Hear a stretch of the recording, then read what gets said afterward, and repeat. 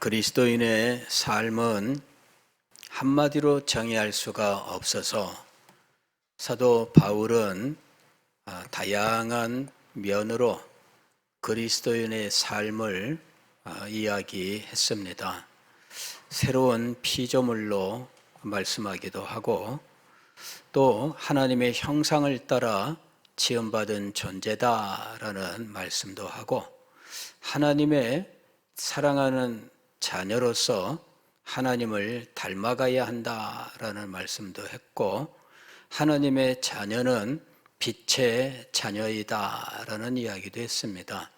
우리는 새로운 피조물로서 그리스도를 배운 자들로 살아가야 한다라는 말씀도 했었고 그리하여 이 빛의 삶을 살아가는 자들이 되어야 한다 이렇게 이야기했습니다. 이제 이런 모든 것들은 그리스도인의 삶을 여러 가지 특질들을 가지고 비유적으로 표현하고 있는 겁니다. 새로운 피조물이다라고 하는 것도 비유적입니다. 우리들이 새롭게 창조함을 받는다라고 이야기했는데 그것처럼 우리들은 모든 것이 새롭게 된다라는 의미죠.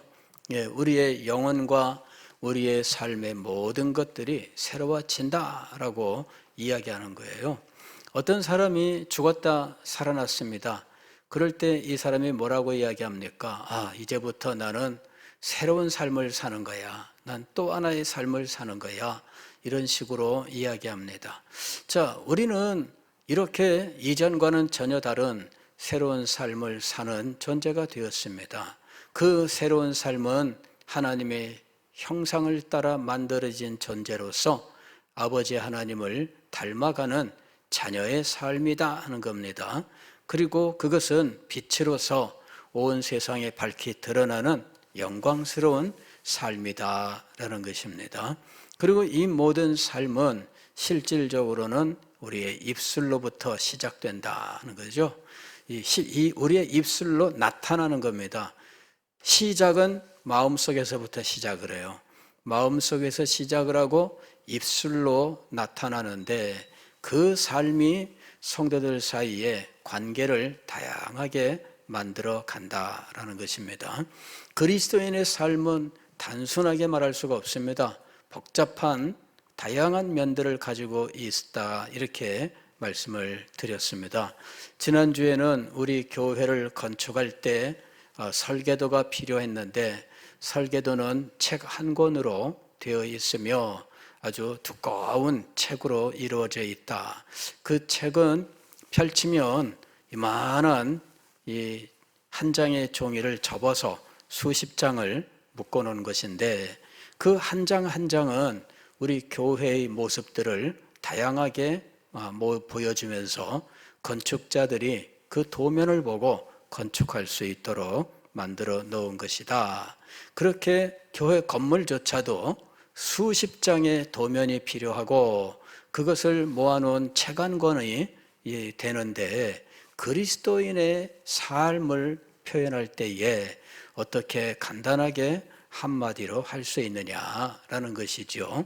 그래서 다양한 면으로 그리스도인의 삶을 조명해보고 그리고 그 모든 조명들을 다 일일이 찾아가 보아야 이렇게 생겼구나 라고 말할 수 있게 되는 것입니다. 제가 독일에 갔더니 이제 루터의 도시를 갔어요. 그랬는데 그 광장에 루터 동상이 있는데 루터 동상을 볼 때에도 앞에서만 봐서는 다 알 수가 없죠. 앞모양도 찍어보고 옆모양도 찍어보고 뒷모양도 찍어보고 물론 우리가 기념사진 찍을 때에는 앞모양을 보이도록 찍습니다만은 그러나 사실은 동상이 앞모양만 가지고 있는 게 아니에요. 그래서 다양한 각도로 이 동상을 찍고 그렇게 해서 이 동상의 모습을 이해하고자 하는 것이죠. 마찬가지입니다. 우리의 삶도 이런 다양한 모습들을 가지고 있다는 것입니다. 그리스도인은 이러한 삶의 다양한 모습들을 이해해서 그리스도인의 삶에 대한 종합적인 이해를 가져야 한다 하는 것입니다. 이런 종합적인 이해를 갖지 못하면 한 가지 사실만 가지고 오해를 하고 자기의 삶도 삐뚤어진 삶을 살 뿐만 아니라 다른 사람을 보고도 항상 잘못됐다고 말하게 되는 거예요. 종합적인 이해를 가지고 있어야 이 삶을 바르게 살고 다른 사람하고의 관계도 건전하게 이루어갈 수 있고 다른 사람들의 삶을 온전하게 인도할 수 있다 하는 것입니다. 종합적인 이해를 가져라 하는 것입니다. 오늘 우리가 읽은 성경 말씀은 그리스도인의 삶의 또 다른 원리들을 이야기하고 있는데 15절, 16절, 17절은 우리의 삶은 시대와 관계가 있다 이렇게 이야기합니다. 시대와 관계가 있다. 우리가 살고 있는 이 시대 속에서 하나님께서 주시는 그 찬스, 우리에게 주시는 각양 찬스 가운데 살고 있다라고 이야기합니다. 이게 이제 16절의 말씀이죠. 15절부터 보면 그런즉 너희가 어떻게 행할지를 자세히 주의하여 지혜 없는 자 같이 하지 말고 오직 지혜 있는 자 같이 하여 지혜로운 자 같이 하여 무슨 삶을 살아야 되느냐 하면 세월을 아끼라 이렇게 되어 있어요. 세월을 아끼라. 여기 세월을 아끼라 하는 이 말은 이제 일단 다른 것 없이 이 말만 보면 시간 관리를 잘하라 뭐 이런 식으로 생각하기가 쉽습니다. 왜냐하면 우리도 시간을 아껴 써야 된다 이런 말들을 많이 하거든요. 그래서 하루는 24시간이지만 이 어떤 사람은 25시간으로 살아간다 이런 식으로 이야기하기도 하죠. 왜? 시간 관리를 잘해서 낭비되는 시간이 없도록 잘 살아가면 하루의 시간이 누구한테나 동일하게 24시간이 주어졌지만 그가 생산하는 것은 전혀 달라진다는 거예요. 최근에 이 공인회계사 합격자 발표가 있었는데 이제 그 수석한 분이 대구 출신의 여자 여학생인데 연세대학교 경영학과인가 뭐 거기를 3학년을 다니다가 시험 앞두고는 휴학을 하고 시험을 봐서 이제 수석 합격을 했다 이렇게 이야기하더라고요. 근데 이제 인터뷰한 글을 읽어보니까 이분이 시험 준비한 것은 20개월 준비를 했답니다. 1년 12개월, 1년 8개월, 20개월을 준비했는데 20개월을 준비하는 동안에 단 하루도 빠지지 않고 실천한 것, 그것은 하루에 15시간, 16시간을 공부하는 것이었어요.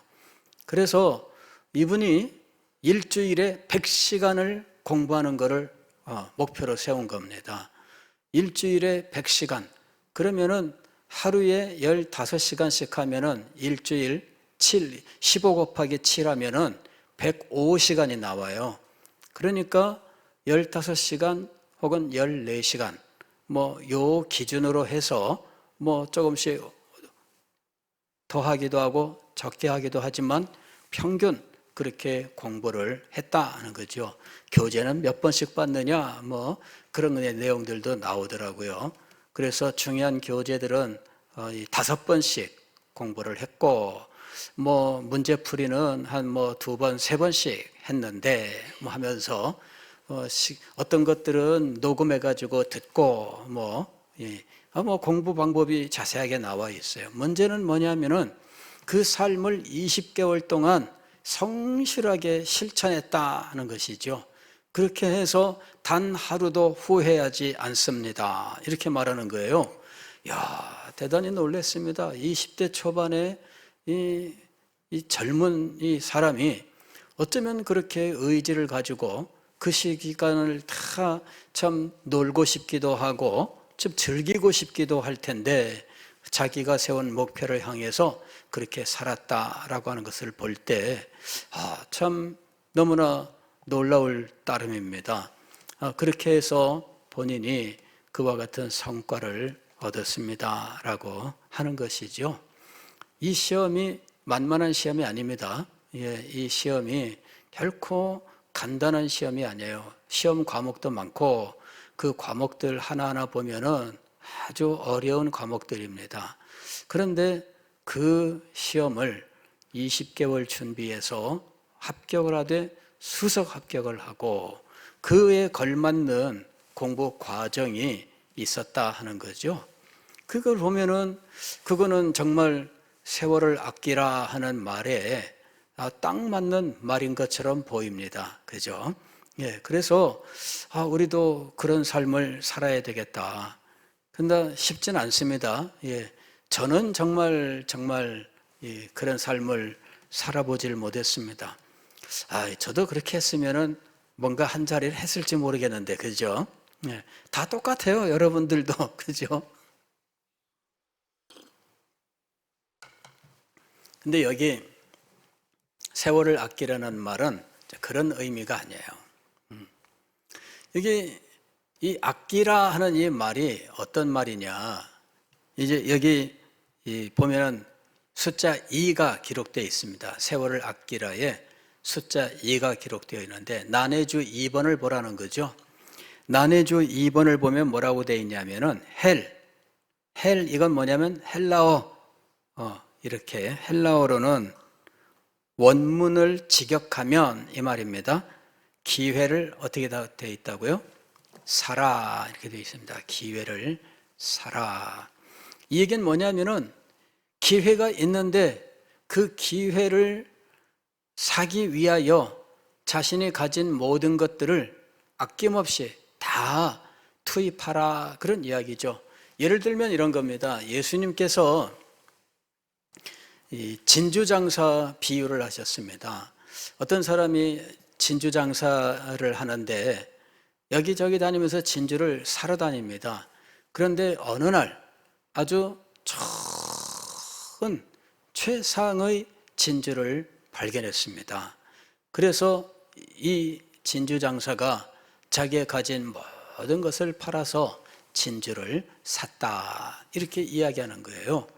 자, 왜 그는 자기의 가진 모든 것을 팔아서 진주를 샀을까요?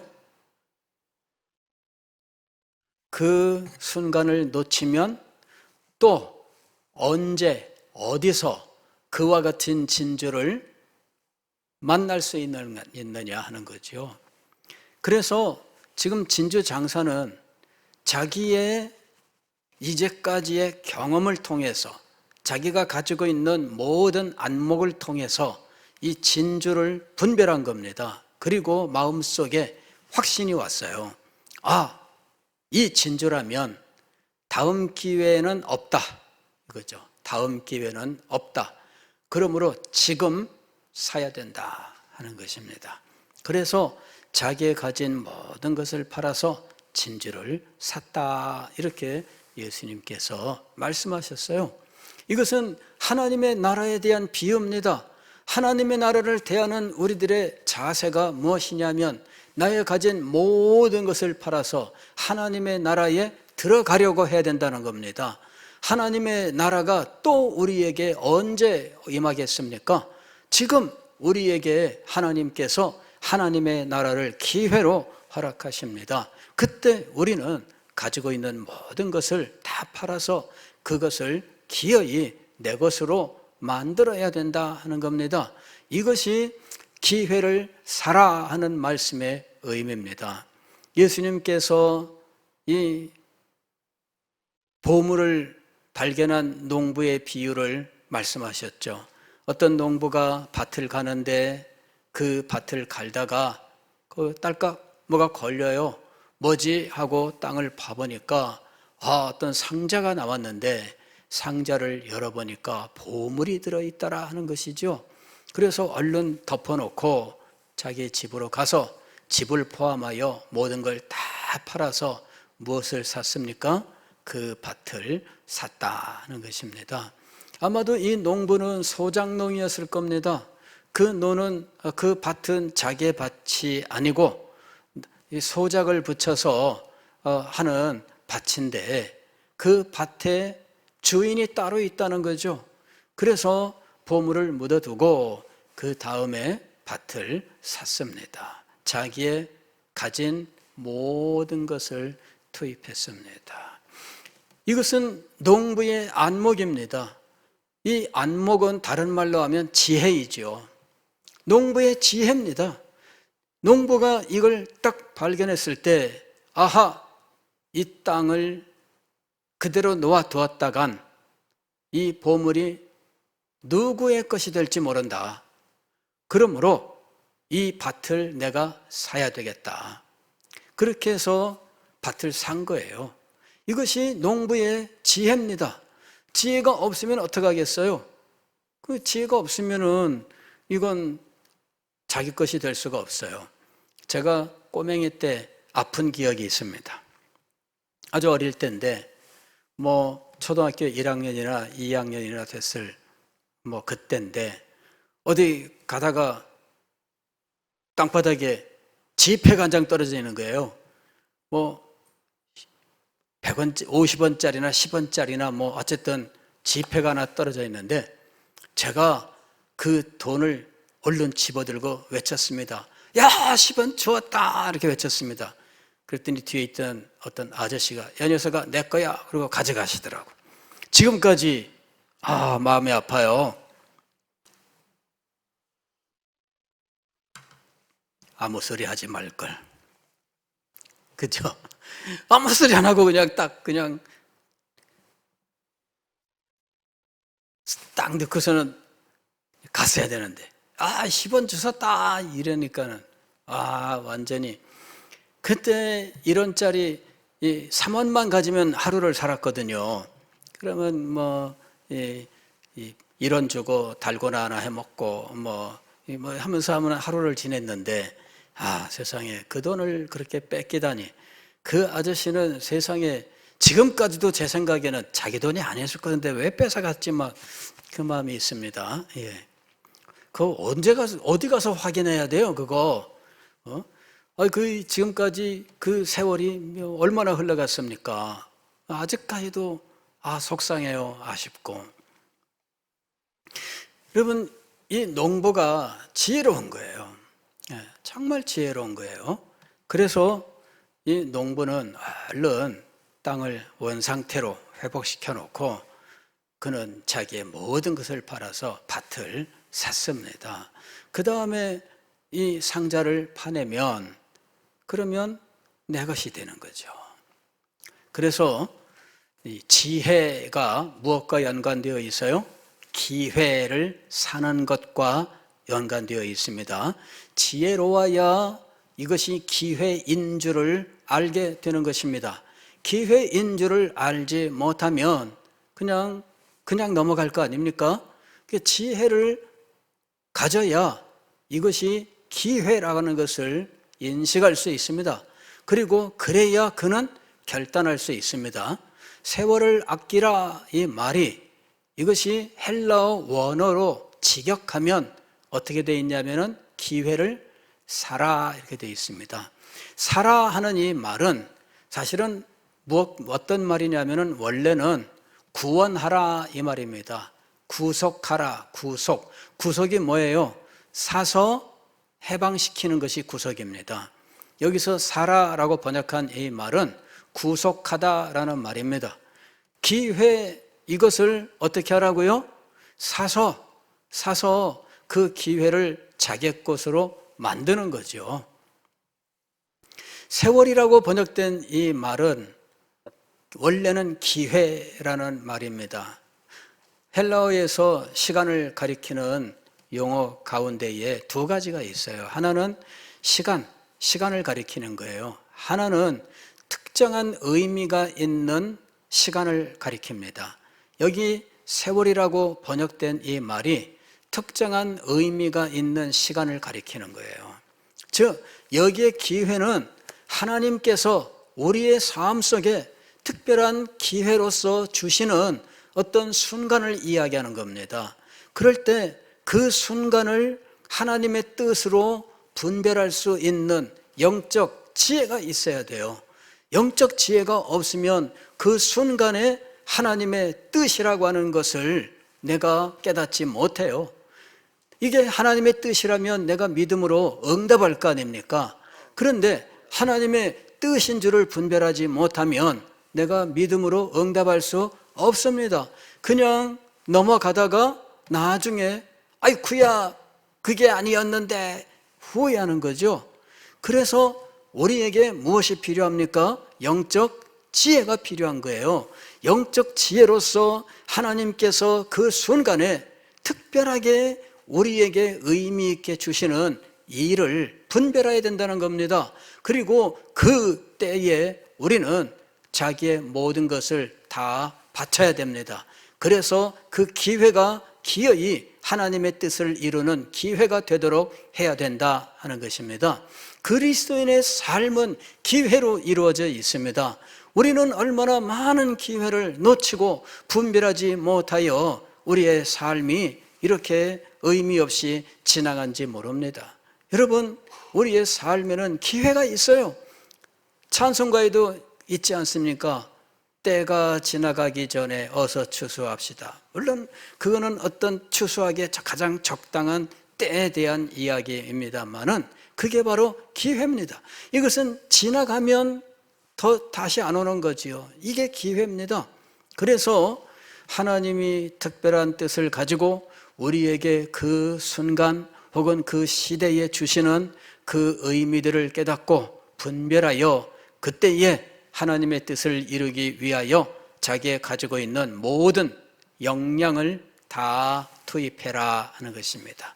자기의 모든 역량 속에는 자기의 재능이나 자기의 시간이나 자기의 재산이나 자기가 가지고 있는 모든 인적 자원이나 이런 모든 것들을 거기에다가 다 투입을 해서 기어이 하나님이 주시는 기회를 살려라 하는 이야기죠.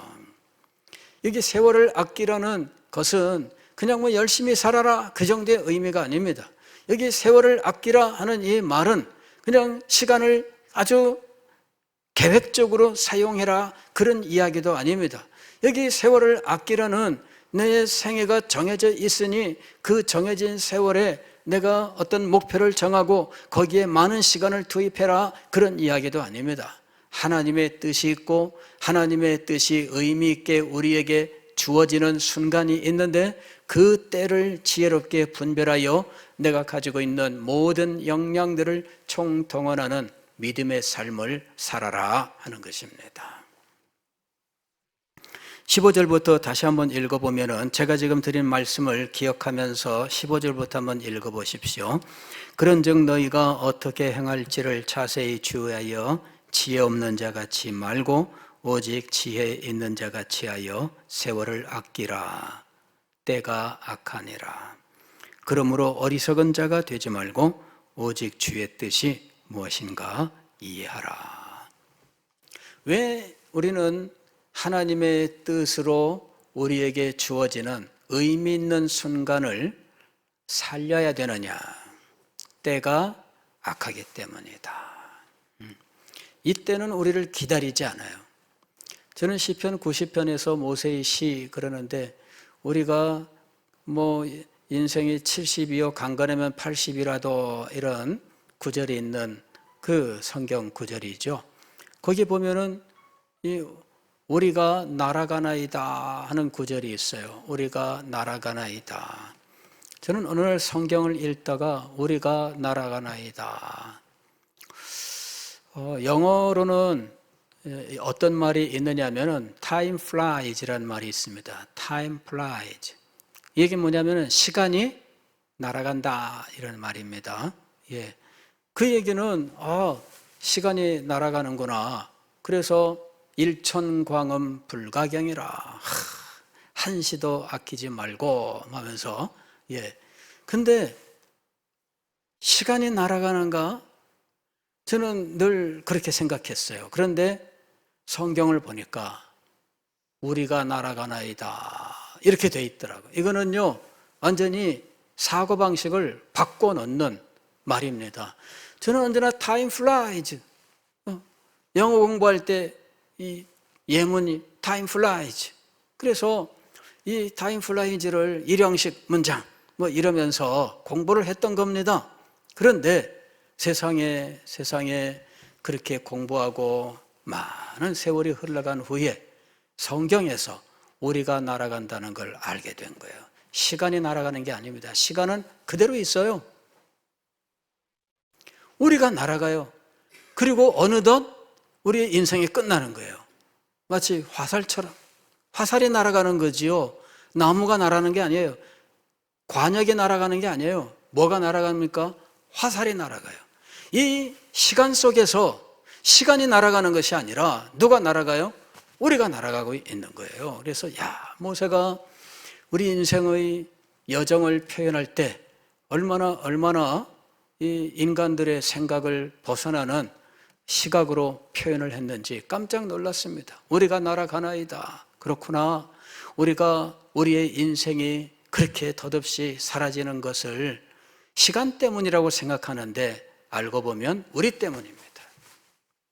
시간이 날아가기 때문에 그런 일이 벌어지는 게 아니라 우리가 날아가기 때문에 이런 덧없는 일들이 벌어지는 겁니다. 우리의 인생이 얼마나 덧없는 것인지를 보여주는 것이죠. 그런데 그런 덧없는 인생을 가치 있게 하고 그 덧없는 인생에 열매를 맺게 하는 하나님의 놀라운 뜻이 있습니다. 그 뜻이 우리에게 이루어져야 돼요. 덧없게 만드는 것은 이 때가 악하기 때문입니다. 이는 사탄에게 정복이 받쳐져 있고 사탄이 원리가 되어 작용하고 있습니다. 많은 사람이 그 속에 빠져 있습니다.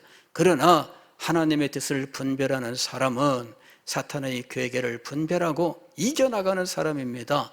하나님의 뜻이 우리의 인생에 주어지는 것을 분명히 알고 인생의 어떤 시점마다 하나님의 뜻이 의미 있게 우리에게 주어진다는 것을 믿음으로 이것을 분별하여 살아가야 된다라는 것입니다.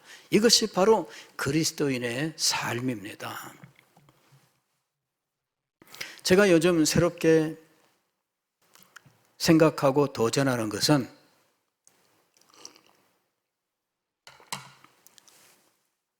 시니어의 삶이에요. 이게 뭐냐면은 저도 젊은 사람, 내가 언제까지나 젊은 줄만 알고 젊음의 삶을 설교해 왔어요. 그런데 저도 어느덧 제가 날라왔더라고, 여기까지. 저도 날라온 거예요. 그래 와서 보니까 나도 이제는 젊은이의 삶을 사는 사람이 아니더라는 거죠. 시니어의 삶을 사는 사람이 된 거예요. 시니어의 삶에도 소망이 있을까? 시니어의 삶에도 능력이 있을까? 시니어의 삶에도 기회가 있을까?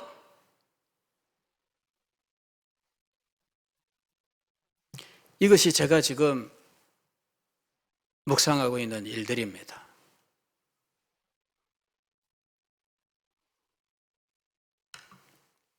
우리가 알아야 될 것은 인생의 어느 단계, 어느 시점이든지 하나님께서는 기회를 주신다 하는 것입니다. 우리가 건강할 때는 건강할 때 나름대로의 기회가 주어지고 있으며 우리가 건강을 상실했을 때에는 상실했을 때조차도 우리에게는 기회가 주어지고 있다는 사실을 믿어야 한다는 것입니다. 우리의 삶은 믿음으로 이루어져 있어요. 그래서 우리의 인생이 어느 단계에 있든지 날아가는 어느 위치에 있든지 우리는 하나님께서 우리의 삶에 특별한 의미를 주시기 위하여 하나님께서 뜻을 정하시고 우리에게 기회를 주고 계신다라는 것입니다. 이 기회가 헬라어로는 카이로스라고 부르는 거예요. 카이로스를 하나님께서 우리에게 주십니다. 당신의 뜻을 가지고 우리의 삶의 어떤 순간을 의미 있게 만드시는 하나님의 때, 하나님의 카이로스, 하나님의 시간, 하나님의 세월이 우리에게 주어지는 겁니다. 문제는 우리가 영적인 눈이 열려 영적인 지혜로 이것을 분별하고 또 이것을 영적으로 결단하여 믿음으로 우리의 가진 모든 것을 바쳐 살 수 있는가라는 것입니다. 진주장사가 그 때를 분별했습니다. 이 지금 사지 못하면 다시는 이 진주를 살 수 없다. 진주는 시간이 흐를수록 더 가치를 발휘하면서 값이 올라갈 것이고 이것은 지금 사는 것이 가장 싸다. 이게 지혜입니다. 우리가 지혜를 가지고 하나님의 때를 분별하고 하나님의 기회를 붙잡는 삶을 살아야 합니다. 이것이 그리스도인의 삶입니다. 자, 그 다음에 18절 이하에는 그리스도인의 삶의 실제적인 원리, 이 모든 그리스도인의 삶의 교훈, 이 가르침들을 하나로 관통하는 절대적 원리 하나가 있습니다. 그것이 무엇이냐면 성령이에요. 성령. 18절 보면은 술 취하지 말라 이는 방탕한 것이니 오직 성령으로 충만함을 받으라. 그리스도인의 삶은 성령으로 충만한 삶이다. 이것은 우리의 모든 그리스도인의 삶에 대한 교훈 전부를 관통해 나아가는 하나의 유일한 원리입니다.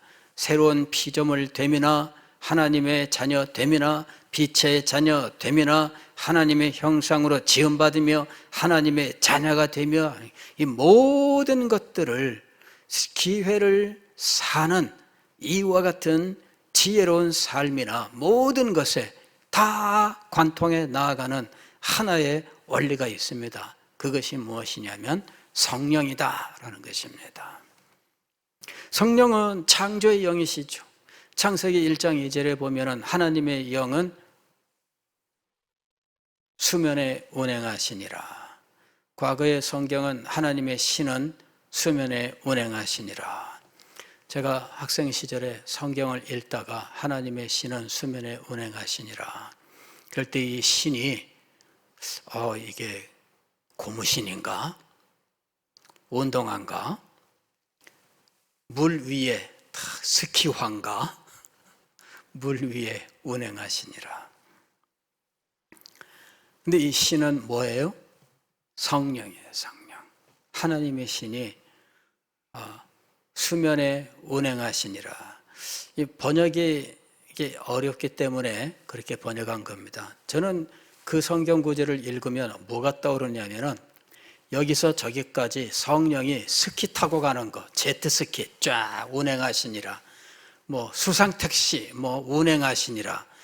그런 생각이 떠올랐어요. 그래서 성령이 여기저기 왔다 갔다 그렇게 하시는 건가? 나중에 제가 이제 신학교 들어가서 이제 신학 공부를 하고 주석을 공부하게 되면서 알게 된 사실은 그 말이 히브리어로 정확한 말이 없다라고 하는 거죠. 그래서 그 말의 의미를 알기 위하여 주변에 있는 이 비슷한 언어들, 아람어라든지 갈대아어라든지 이런 언어들이 있습니다. 이런 언어들을 공부하고 어간을 비교하여 그 의미들을 유추하는 작업을 통해서 알게 된 사실은 이 말은 어떤 지점에서 어떤 지점, 즉 A에서 B로 뭔가 이동하는 것을 말하는 것이 아니라 암탉이 알을 품듯이 성령께서 이 물로 뒤덮여 있는 지구 땅덩어리를 감싸고 계셨다라고 하는 것을 의미한다라고 하는 것을 보게 된 거죠. 그제서야 제가 그 의미를 그거구나. 성령이 하나님의 창조 세계를 품에 안고 계셨다라는 것입니다. 그래서 이 창조 세계를 보존하고 섭리하는 일에 누가 행동을 하고 계셨느냐 하면 성령이 활동하고 계셨던 거예요. 성령의 활동을 말하는 겁니다. 창조에 있어서 성령의 활동입니다. 성령이 창조 세계를 보존하였고 성령이 창조 세계가 창조된 원래의 질서대로 돌아가도록 하고 계시는 거죠. 이게 보존입니다. 그리고 하나님의 창조 세계가 그 뜻을 이루도록 해 나가시는 모든 것이 섭리입니다. 이는 하나님의 사역이며 성령께서 직접적으로 행하시는 사역입니다. 성령은 창조의 영입니다. 성령은 생명의 영입니다. 아담이 생기를 받아 진흙덩어리에서 생명이 된지라. 이게 생명은 히브리어로는 네페시 하야라는 말인데, 네페시 하야는 존재예요. 네페시라고 하는 것은 이 혼을 가진 존재, 살아있는 존재라는 말입니다. 그래서 진흙덩어리가 살아있는 존재가 되게 만든 것은 생기인데, 이 생기가 그 코에 불어 넣음을 받았습니다. 그럴 때 이 생기가 불어 넣어졌다는 것은 호흡을 의미하는 것인데, 진흙덩어리가 호흡하게 하는 그 일은 누구의 직접적인 역사이냐면 성령의 직접적인 역사인 거예요. 성령이 생명의 영이다 하는 것입니다. 성령은 사역의 영이에요. 구약시대의 출애굽기 35장을 보면 성막을 지으라는 하나님의 명령이 나오는데, 그때 하나님께서 모세에게 모든 설계도를 보여주십니다. 그런데 이 설계도를 가지고 직접 작업하는 작업대장, 작업반장이라고 이야기해야 되겠죠. 누구를 세웠느냐 하면 두 사람입니다. 부살렐과 오홀리압이에요. 그런데 이 부살렐과 오홀리압에게 하나님께서 어떻게 행사하시는가 하면은 영을 즉 출애굽기 35장 31절 보면 하나님의 영을 그에게 충만하게 하여 그 일을 감당하게 해요.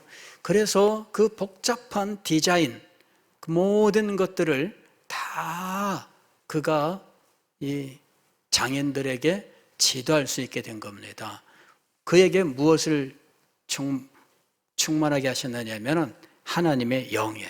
성령으로 충만하게 하여 그에게 이 디자인을 이해하고 모든 장인들에게 가르치고, 그래서 이것을 행할 수 있게 된 거예요. 오홀리압에게도 이렇게 이야기합니다. 오홀리압을 감동시키사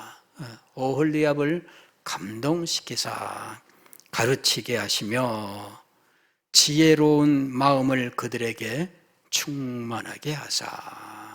이게 모두 무엇의 역사예요? 성령의 역사예요. 성령은 계시의 영이죠. 선지자들에게 하나님의 뜻을 계시하여 하나님의 말씀을 듣게 하고 환상을 보게 하고 꿈을 꾸게 하고 그 의미를 알게 하고 이것을 선포할 수 있게 했는데, 이 모든 것들이 선지자에게 역사하신 하나님의 영입니다. 성령은 계시의 영입니다. 그런데 신약에 와서 성령의 역사가 또 달리 우리에게 주어지고 있습니다. 신약에 나타난 성령의 역사 가운데 이 생명의 영, 그 역사와 연결되는 것인데 하나님의 백성의 창조예요. 하나님의 백성의 창조. 이건 요한복음 3장에 보게 되면 8절에 성령으로 난 사람, 이런 표현이 있습니다. 성령으로 난 사람. 이건 뭐냐면은 신약시대 하나님의 백성을 탄생하게 하는 이 태어남, 이 일을 누가 행하시느냐 하면 성령이 행하시는 거예요. 성령이 신약시대에 하나님의 백성을 탄생하게 하신다. 이게 성령의 역사입니다. 그래서 예수님께서 니고데모에게 거듭남에 대해서 이야기했을 때 이게 위로부터 남이잖아요. 거듭나다 할 때 거듭이라는 요 말이 헬라어로 아노센이라고 하는 말인데, 요 말이 거듭이란 의미도 있지만 위로부터라는 의미도 있다는 거죠. 니고데모는 거듭이란 말로 이해를 했지만 예수님은 위로부터라는 의미로 말씀하셨던 거예요. 그러면서 물과 성령으로 나지 아니하면 하나님의 나라에 들어갈 수 없다 그랬습니다. 하나님 나라에 들어간 사람은 성령으로 난 사람입니다. 그는 혈육으로나 육정으로 태어나는 것이 아니라, 즉 유대인의 혈통을 따라 태어나는 것이 아니라 하나님께로부터 난 자들입니다. 이것이 성령의 역사예요. 위로부터 성령의 역사로 탄생하여 하나님 나라의 백성이 됩니다. 그는 위로부터 태어나서 하나님의 자녀가 되는 것이죠. 이것이 신약시대 성령의 역사인 것입니다. 그런데 이렇게 하나님의 나라 백성을 낳으신 성령은 그 속에 내주하시면서 그의 생명의 원리가 되시고 거룩한 삶의 원리가 되신다 하는 것입니다. 그리스도인은 이제 더 이상 죄와 사망의 법에 따라 살지 않고 생명의 성령의 법에 따라 살아갑니다. 이것이 그리스도를 믿는 자에게 임한 영광스러운 모습이에요. 생명의 성령의 법이 우리를 죄와 사망의 법으로부터 해방시켰다. 로마서 8장 2절에서 선언하고 있습니다. 이렇게 죄와 사망의 법에서 해방시키는 것이 누구의 역사입니까? 성령의 역사예요. 그리스도의 십자가의 피 흘리심, 그것이 우리의 것이 되게 하시는 놀라운 역사를 누가 우리에게 행하시느냐 하면 성령이 우리에게 행하십니다. 그는 언제나 우리와 함께 하셔요. 성령은 우리의 마음속에 계시며 우리를 이끌어 인도하시는 분이십니다. 그리하여 우리의 생각, 사고 방식을 좌우하시는 겁니다. 성령의 이끄심, 이거는 여러분 어디를 이끄시는 것이냐면 우리의 사고 방식을 이끄시는 걸 말하는 거예요. 성령이 우리를 이끌어 가실 때 뭐 우리의 옷자락을 붙잡아 인도하시겠습니까? 아이 집사님 이리 와봐 하면서 집 손자락을 막 잡아 끌어요. 끌려갑니다. 이게 뭐예요? 인도하심이에요. 이게 아고라고 하는 이끄심이에요. 그런데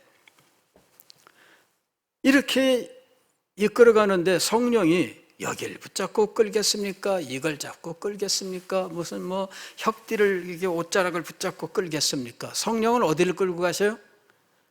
성령은 우리의 마음에 계심으로 우리의 무엇을? 생각을 변화시켜요. 그래서 우리의 생각과 우리의 마음의 소원을 변화시켜서 우리를 이끌어 가시는 겁니다. 성령이 이끄심은 다른 데 있는 게 아니에요. 우리 마음속에 있어요. 우리의 마음속에 계시면서 우리의 생각을 바꿔 놓으시고 우리의 욕망을 바꿔 놓으셔요. 과거에는 나의 평안한 것과 내가 잘 되고 내가 무슨 뭐 성공하고 내가 돈을 많이 벌고 이런 욕망 가운데 살았지만 이 욕망을 바꿔 놓으시지요. 욕망의 방향을 하나님을 향하여 거룩한 그리스도를 향하여 교회를 위하여 이 모든 방향이 바뀌어요. 예전에는 나를 향한 것이었습니다마는 욕망의 방향이 바뀌어집니다. 그리고 우리의 생각, 삶의 사고 방식이 바뀌는 거죠. 소위 말하면 우리의 세계관, 인생관, 가치관이 변화되는 것입니다. 그렇게 해서 우리를 이끌어 가시는 거예요. 이것이 영적 사고 방식입니다. 이렇게 영적으로 생각하는 것, 이것이 영적 사고 방식입니다. 이것이 로마서 8장에서 이것이 하나님을 기쁘시게 하는 거예요. 성령으로 생각하지 않는 사람은 하나님을 기쁘시게 할 수 없느니라. 하나님을 기쁘시게 하는 것, 이것이 성령이 우리 속에서 이루어 가신 성령의 생각입니다. 영적 사고방식이에요.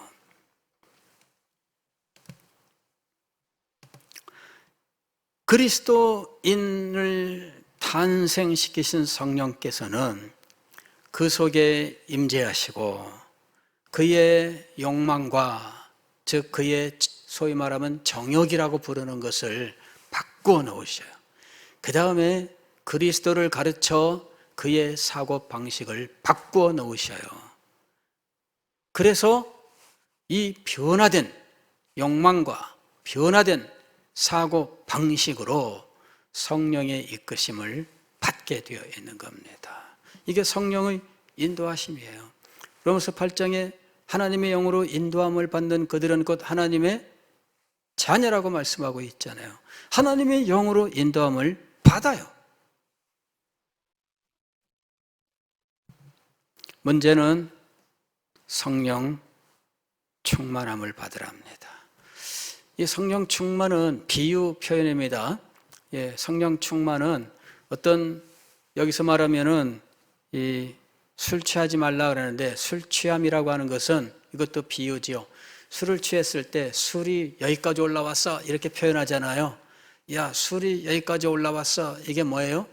충만하게 됐다는 이야기입니다. 술 취함과 충만이 같은 비유 표현이에요.